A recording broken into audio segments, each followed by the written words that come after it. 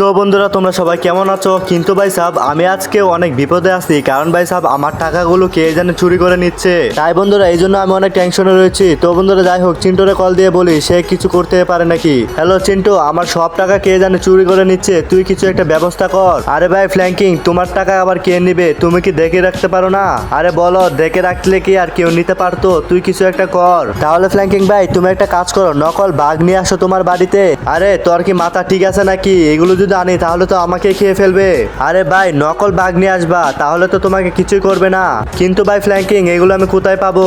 আরে ভাই আমাদের শহরে এত সুন্দর একটা শপিং মল রয়েছে, সেখানে সবকিছুই পাওয়া যায়। ও তাই নাকি? তাহলে তো আমি আজকেই কিনবো। তো বন্ধুরা যাই হোক, তার আগে গিয়ে পুলিশের সাথে পারমিশন নিয়ে আসি। হ্যালো স্যার, আমার বাড়ি থেকে সব টাকা পয়সা চুরি হয়ে যাচ্ছে, তাই আমি ভেবেছি কিছু খেলনা বাঘ নিয়ে আসবো, তাহলে চোরেরা ভয় পাবে।